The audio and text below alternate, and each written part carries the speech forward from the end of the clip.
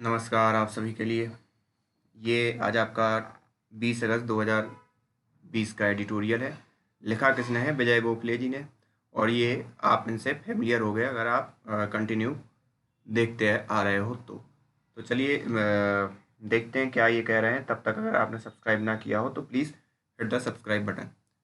China Russia tie as a major determinant, एक बहुत निर्धारक या बहुत ही निर्धारक साबित होने वाला है। जो चाइना और रसिया के जो गठजोड़ है या दोनों का मेल मिलाप है वो एक बहुत बड़ा निर्धारक साबित होने वाला है ग्लोबल वर्ल्ड के लिए। और इसी पर ये पूरे के पूरे बात करेंगे। यहाँ पर इन्होंने अपने पूरे के पूरे एडिटोरियल को कितने 5 पॉइंट में डिवाइड किया है।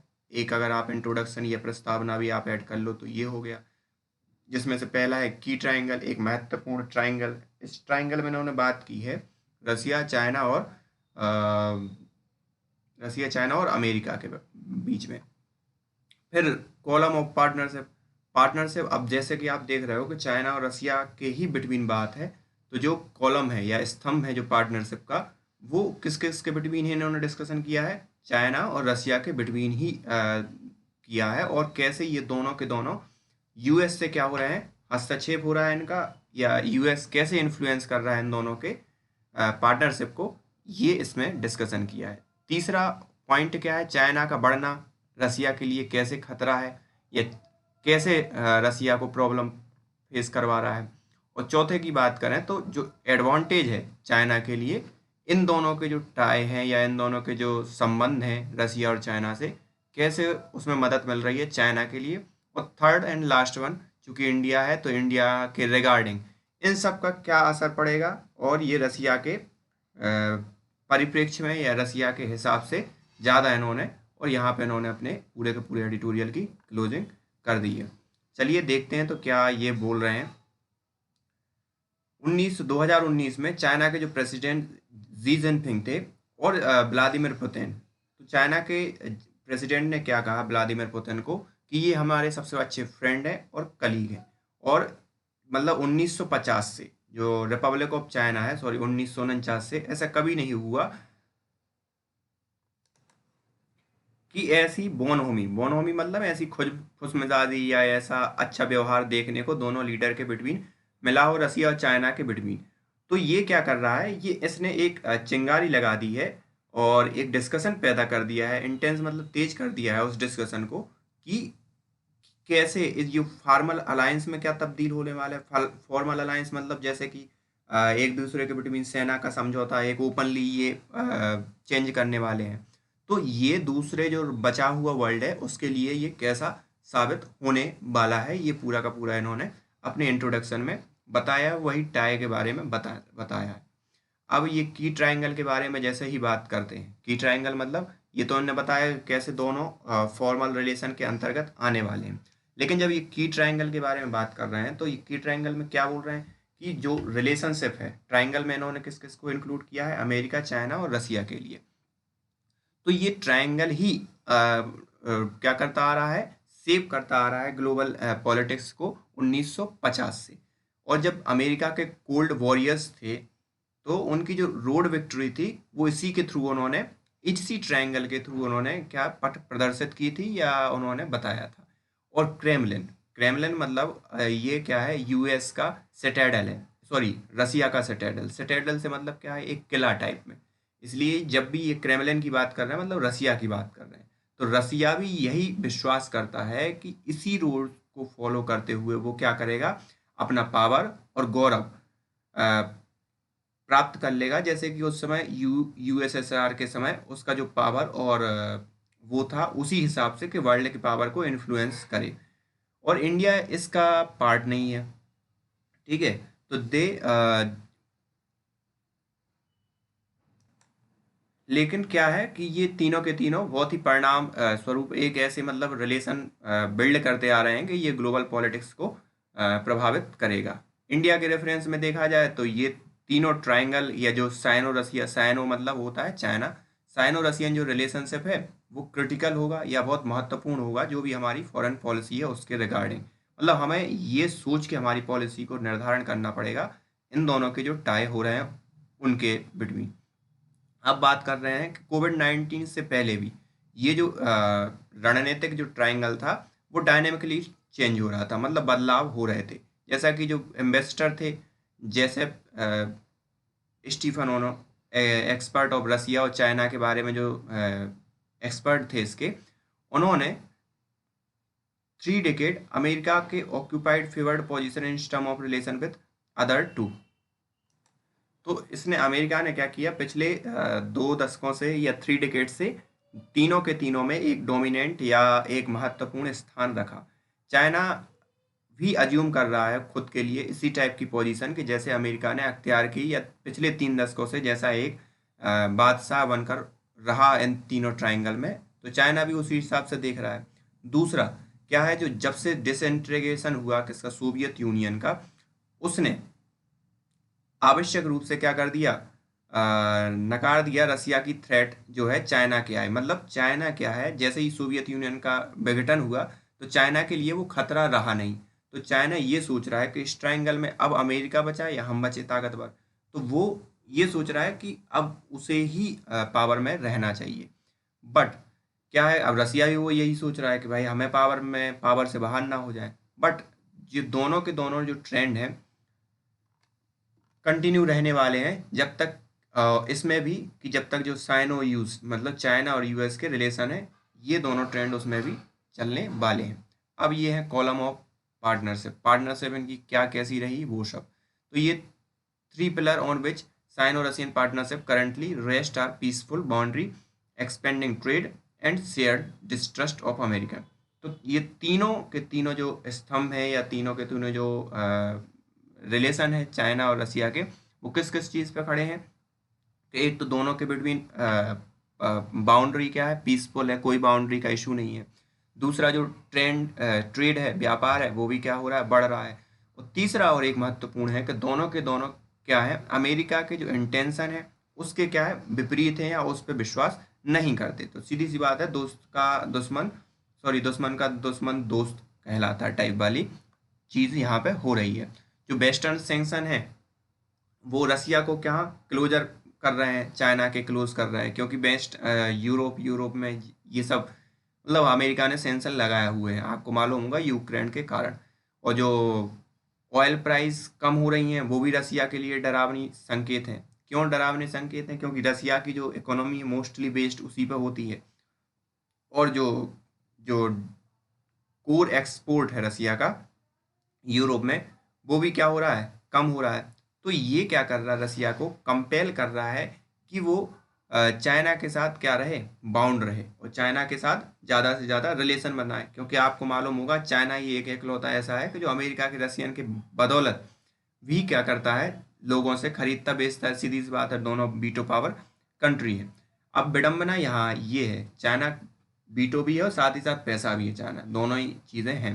विडम्बना क्या है, even though is neither Russia's nor European Union interest to hasten a bipolar world. तो ये दोनों के लिए जल्दबाजी तो नहीं है कि दोनों बाइपोलर वर्ल्ड का बढ़ाया जाए, लेकिन जो वेस्टर्न एक्शन है या जो वेस्टर्न पश्चिम की जो ताकतें हैं, जैसे यूएस हो गया और भी सब चीज़, तो वो क्या कर रहे हैं, रसिया के लिए पनिश कर रहे हैं। और इससे क्या हो रहा है कि ये जो ट्रायंगल है उसमें कौन उभर के आ रहा है, प्रत्यक्ष परोक्ष रूप से चाइना उभर के आ रहा है, क्योंकि रसिया की वो स्थिति है नहीं और बेस्ट वो कर रहा है, तो चाइना सीधी सी बात उभर के आएगा ही। It is no coincident Russian expert Alexander has been shown that after Western sanction, China-Russia trade has moved more than doubled in 108 billion. Russia's central bank increased its Chinese currency reserve from over 30%. China surpassed Germany as principal supplier industries, plant and technology. तो अब क्या हो रहा है कि China जो जैसे ही ये सब वो हो रहा है, तो ये कोई कोइंसिडेंट नहीं है कि रसिया के अंदर चाइना का क्या हो रहा है, इन्फ्लुएंस बढ़ रहा है। सबसे पहली बात तो क्या है, जो ट्रेड है वो डबल पे पहुंच गई है, 108 बिलियन पे पहुंच गई है। दूसरा क्या है कि चाइना का जो करेंसी है वो 1% से लेकर, जो पहले 1% थी रसिया के बैंक में, वो अब 13% कवर कर रही है। दूसरा, जो जर्मनी था सबसे ज़्यादा बड़ा सप्लायर रसिया के लिए टेक्नोलॉजी और जो भी पार्ट्स का था, अब वो क्या बन गया है, चाइना सबसे बड़ा सप्लायर बन गया है। तो ये ये जो इनके जानकार हैं, एक्सपर्ट हैं रसिया के जानकार, वो ये बोल रहे हैं कि ये कोई कोइंसिडेंट नहीं है। तो दीज जो ये पूरे के पूरे आर्थिक पॉजिटिव हैं, वो क्या कर रहे हैं कि वॉशिंगटन और European capital as growing strategic convergence. तो ये जो ये हो रहा है, तो उसके परोक्ष में क्या हो रहा है कि यूरोपियन यूनियन, यूएस, वो भी क्या हो रहा है, एकाग्र हो रहे हैं, कन्वर्ज हो रहे हैं। और उसका परिणाम क्या हो रहा है कि लोग जितने भी मतलब कई कंट्रीज हैं वो मिलिट्री एक्सरसाइज कर रहे हैं, मतलब मल्टीलेटरल लेवल पर, बहुपक्षीय तौर पर। और साथ ही साथ क्या कर रहे हैं कि जैसे ईरान जैसे देश हो गए, वो री कर रहे हैं वेस्टर्न बिलीफ को। अब वेस्टर्न बिलीफ को री करने से क्या होगा कि जो वेस्टर्न के खिलाफ होंगे वो क्या हो जाएंगे, एकजुट हो जाएंगे। तो मॉर्फिंग इनटू एन अलायंस, मतलब जो वेस्टर्न के खिलाफ हैं तो एक उसका अलायंस बनाने की कोशिश कर रहा है ईरान। मॉर्फिंग मतलब होता है एक स्टेट से दूसरे, मतलब चेंज होना चीज़ों में, तो वो कर रहे हैं। तो इस भूल भुलैया में आगे ये है कि लॉस्ट इन मेज, मेज मतलब होता है भूल भुलैया, जो चिंताओं की ये भूल भुलैया है, इसमें खो जाने के अलावा सिंपल इन सब का एक सिंपल फैक्ट ये है कि जो गैप उत्पन्न हो रहा है, जो मतलब पावर्स के बिटवीन, इस ट्रायंगल के बिटवीन, तो उसमें क्या हो रहा है, रसिया का प्रभाव क्या कम हो रहा है, कम हो रहा है, क्योंकि चाइना, सॉरी, यूएस तो पहले से ही था, चाइना का इन्फ्लुएंस बढ़ रहा है, तो रसिया का गैप क्या हो रहा है, कम हो रहा है। और नियर फ्यूचर में क्या होगा कि रसिया कन्फाइन हो जाएगा या सीमित हो जाएगा एक ग्लोबल पावर का उपनगर, पेरीफेरी मतलब एक उपनगर बनने का, मतलब उसका एक महत्वपूर्ण रोल या जिस ओहदे पे वो काम कर रहा था वो नहीं रहेगा। लेकिन रसिया खुद को किस हिसाब से ले रहा है कि वो पावर है, और होप करता है कि वो सेंटर हो यूरेशियन अरेंजमेंट का और stretch from Pacific to Atlantic ocean. Russia खुद को लेकिन इस हिसाब से देखता है कि वो यूरेशियन, यूरोप और रशियन जो अरेंजमेंट है उसका एक मेन पार्ट हो, और साथ ही साथ जो पैसिफिक ओशन से अटलांटिक ओशन तक उसका क्या रहे, प्रभाव रहे। रसिया खुद को इस टाइप से देखता है। और ये ध्यान देने वाली बात है कि यूएस लेड हेजेमोनी, हेजेमोनी मतलब होता है नायकत्व, जो यूएस ने नायकत्व स्थापित किया है कि तो वो क्या है, प्राइमरी या प्राथमिक थ्रेट है या धमकी है, किसके लिए, रसिया के इस विजन के लिए। और यही क्या हो रही है कि ये दोनों इंटरेस्ट जो है वो चाइना के लिए भी यूएस ही खतरा है। तो वो दोस्त का दुश्मन, वो क्या हो गया, दोस्त, वही वाली बात। लेकिन ये एकदम से अलायंस में कन्वर्ट नहीं होगा या ट्रांसलेट नहीं होगा कि फॉर्मल अलायंस बन जाए रसिया और चाइना के, क्योंकि चाइना अभी डिसअपियर नहीं होगा एज अ कंसर्न, क्योंकि चाइना अभी भी कंसर्न है रसिया के लिए एज वेल एज उसके लिए, यूएस के लिए। रसिया ये बात समझता है। अब आता है एक पॉइंट ये कि ये सब तो पूरी की पूरी व्यवस्था हो गई, लेकिन अब चाइना का जो राइज है वो रसिया में कैसे अनीस पैदा कर रहा है। अब अगर बात करें कि चाइना के बढ़ने से रसिया में अनईजी या रसिया में असंतोष या रसिया उस चीज़ को कैसे ले रहा है, तो ये सब चीज़ें भी दिखाई दे रही हैं।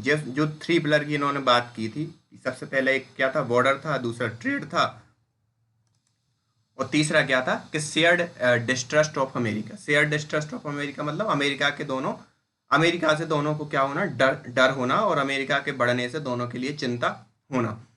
तो इसमें जो पहला वाला है कि भाई जो बॉर्डर डिस्प्यूट था, तो टेक है एग्जाम्पल, एक एग्जाम्पल इन्होंने लिया है, वो जैसा मतलब जो बॉर्डर डिस्प्यूट हमें दिखाई दे रहा है कि ये सॉल्व हो चुका है, दोनों के स्टडी मतलब उतना ठोस नहीं है जैसा कि हमें दिखाई देता है।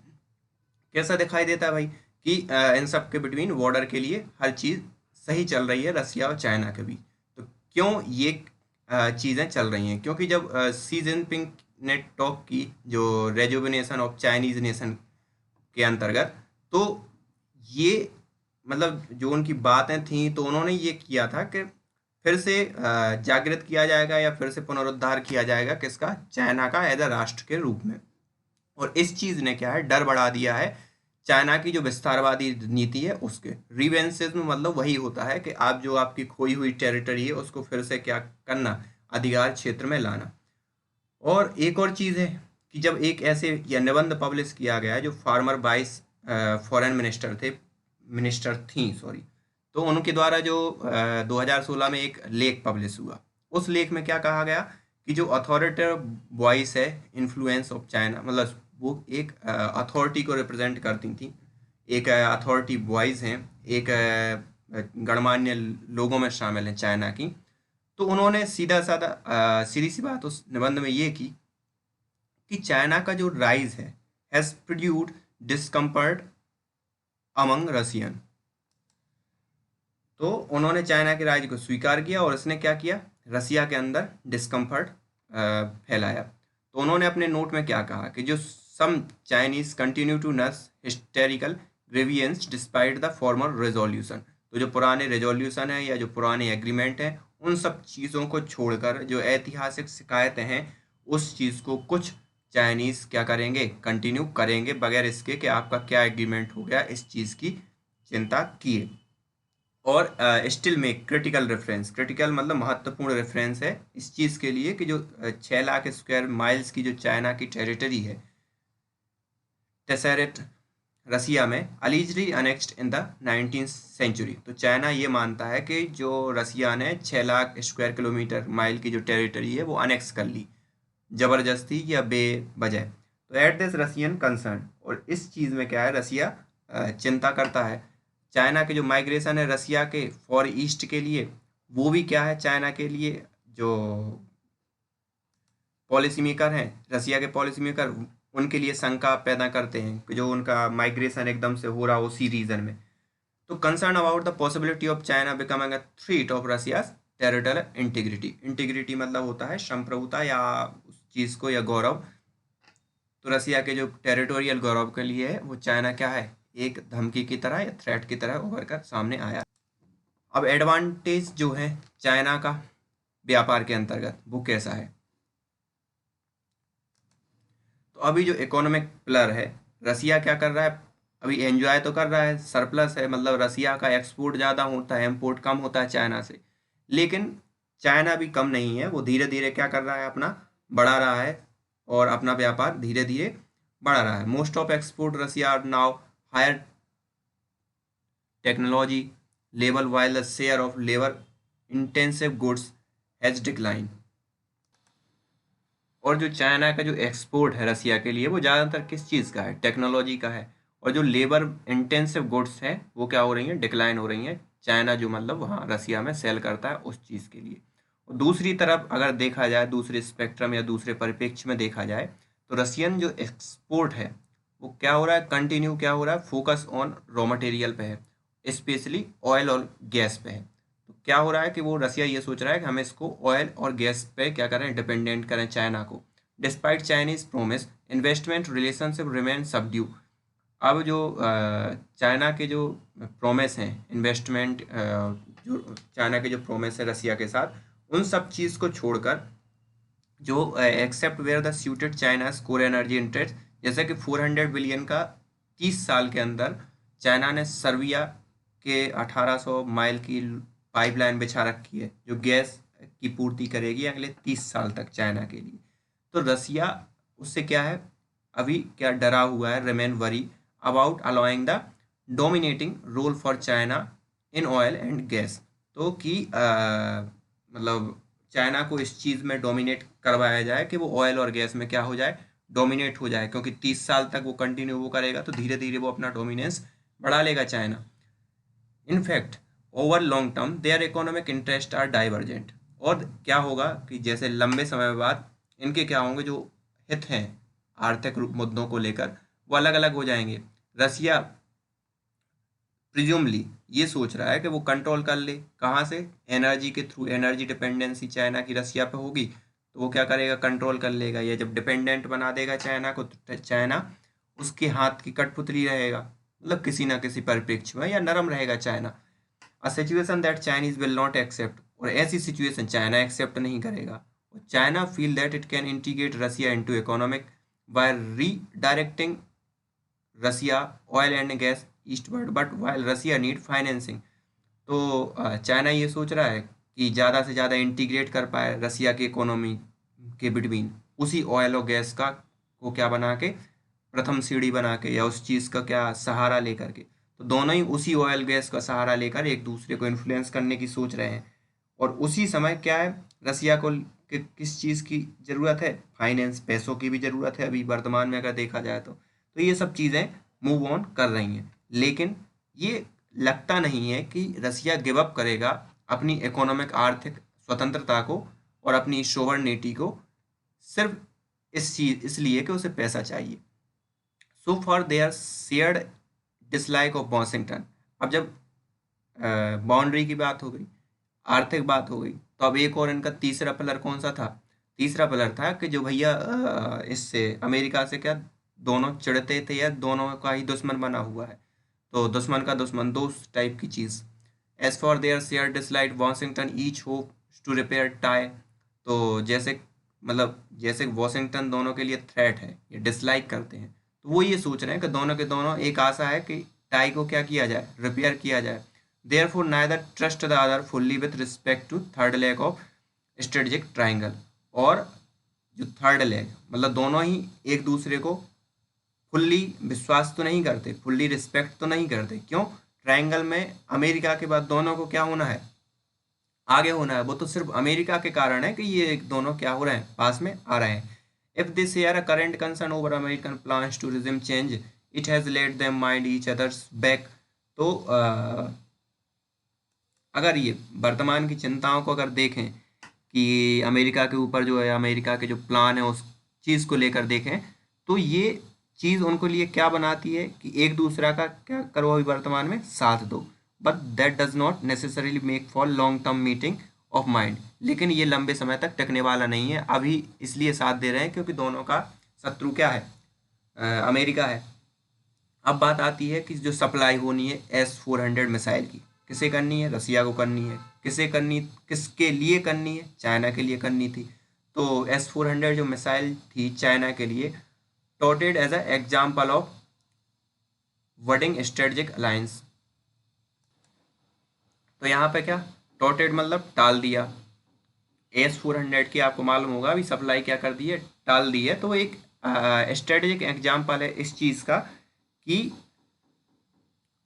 एक नए अलायंस कैसा होगा या नए अलायंस किस हिसाब से देखेगा रसिया और चाइना के between. But it is not also possible that sell could bell. तो ये कोई ऐसा पॉइंट नहीं हो सकता कि इस चीज़ से एक एक लास्ट चांस सा कि भाई इससे जो जब तक चाइना सेल्फ सफिशिएंट नहीं हो जाता तो वो इस चीज़ से प्रभाव पड़ेगा। तो ऐसा कुछ होने वाला नहीं है। अगर चाइना को ज़रूरत होगी तो फिर से एंगेज होगा रसिया के साथ। और ऐसा भी नहीं था कि रसिया का ये लास्ट मौका था कि भाई चाइना को गुस्सा ना करे और सच टाइप ऑफ थिंग आप मतलब उस हिसाब से। तो जो नई रियलिटी है चाइना और रसिया के रिलेशनशिप की, वो इस टाइप की है कि substantial expansion of bilateral cause accompanied by growing asymmetry and China's preeminence including the Russia backyard such as the Central Asia and Arctic region। तो एक नए रियलिटी है चाइना और उसके रिलेशनशिप की, जहाँ पे सब्सटेंशियल मतलब होता है संवेदनशील एक्सपेंशन हो रहा है बायलैटरल कोऑपरेशन का। और ये क्या है, ग्रोइंग जो असिमेट्री है और चाइना का जो प्री एमिनेंस है मतलब जो प्रभाव है वो इंक्लूडिंग जो रसिया के बैकयार्ड, जैसे कि सेंट्रल रसिया का बैकयार्ड मतलब जैसे आपका बैकयार्ड होता है ना, तो रसिया के जो बैकयार्ड में तो सेंट्रल एशिया हुआ या आर्कटिक रीजन हो, वहाँ पे ये प्रभाव पड़ेगा। Moscow is a real danger. Moscow एक रियल डेंजर में है क्योंकि ये जूनियर पार्टनर बनने वाला है। जैसा कि आपने पहले देख ही लिया था ये ट्रायंगल, या जो जब हमने की ट्रायंगल के बारे में पढ़ा था। अब लास्ट और इम्पोर्टेंट, ये जब इंडिया के हैं, इंडिया के बारे में कि इंडिया पर क्या प्रभाव पड़ेगा, चूंकि ये एडिटोरियल इंडिया में पब्लिश हुआ है तो और इंडिया के व्यक्ति ने लिखा है, इंडिया के ये एम्बेसडर रहे हैं। तो ये सब चीज़ें अब यहाँ पे कि इंडिया पे इन सब टाई का क्या प्रभाव पड़ने वाला है। तो क्या हुआ, इंडिया, सुमित गांगुली थे, सुमित गांगुली ने एक आर्टिकल लिखा फॉरेन पॉलिसी को लेकर लास्ट मंथ, जिसने एक केस दिया इंडिया को कि रिकैलकुलेट किया कि इंडिया को recalculate India to recalculate its relationship क्या रसिया के साथ। मतलब उन्होंने उस आर्टिकल में ये दिया कि रिकैलकुलेट करने के लिए कुछ सुझाव दिए रसिया के साथ कि कैसे। अब उनका कंटेंशन मतलब उनका विवाद क्या था कि जो राजनीतिक रिलायबल, ट्रस्टवर्दी मतलब विश्वास योग्य, डिफेंस सप्लायर विद शेयर मिसगिविंग, मिसगिविंग मतलब होता है गलत फहमी, about the dragon that was Soviet union. तो उस समय जो मतलब एक ट्रस्टवर्दी था, सोवियत यूनियन ट्रस्टवर्दी था भारत के लिए, मिसगिविंग थी चाइना के बारे में। तो ये सब चीज़ें क्या थी, बहुत अच्छा पार्टनर बना रही थी सोवियत यूनियन को इंडिया का। अब वो क्या हो गया है, has long been replaced by, किससे, पॉलिटिकली एग्नोस्टिक मतलब अस्थिर था। ठीक है, पॉलिटिकली एग्नोस्टिक मतलब होता है आपका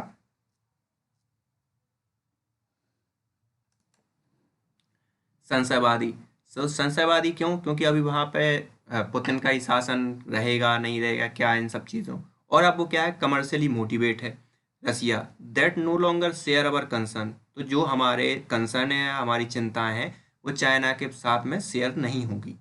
तो इट माइट बी वैलिड, और ये हो सकता है वैलिड भी हो, अगर चाइना का जो, चाइना को हम प्रिंसिपल फैक्टर मानते हैं जब हम रसिया के साथ रिलेशन करते हैं, या रसिया के रिलेशन में हम चाइना को तवज्जो देंगे, तो ये इनका जो है कंसर्न हो सकता है सही साबित भी हो। बट ये केस है नहीं वास्तविकता में। क्यों, it never was even in, ना तो 1960 में था ये, ना तो 1970 में था। A strategic partnership with Russia based on the absence of fundamental conflict.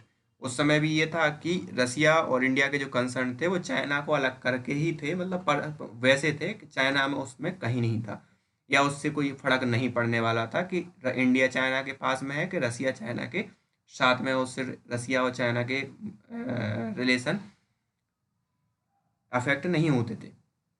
अब कॉन्फ्लिक्ट जो है, जैसे शेयर ब्लीड्सम जैसे मल्टी पोलरिटी था, in better than any sort of Sino US condominium is important for India. तो जैसे चाइना और उसका यूएस का चल रहा है, तो वो एक बेटर होगा कि मल्टीलेटरल को इंडिया क्या करे, सपोर्ट करे। और this relation deserve more attention. तो ये जो रिलेशनशिप है डिजर्व करती है ज़्यादा अटेंशन को, दोनों ही साइड से, चाहे इंडिया हो चाहे रसिया हो, दोनों साइड से। In the world, prime minister Indira Gandhi Moscow on September 1982, the garden of friendship like all garden must be consistently tended. तो प्राइम मिनिस्टर इंदिरा गांधी के वर्ड में अगर कहा जाए तो उन्होंने यही कहा था कि भैया गार्डन ऑफ फ्रेंडशिप, जो फ्रेंडशिप का जो गार्डन है, लाइक ऑल गार्डन, जैसे कि दूसरे गार्डन होते हैं उसी टाइप का है, और मस्ट बी कंसिस्टेंटली टेंडेड, और इसी हिसाब से वो क्या रहे, इरादत रहे। तो ये पूरा का पूरा आज का एडिटोरियल है। So thank you for today.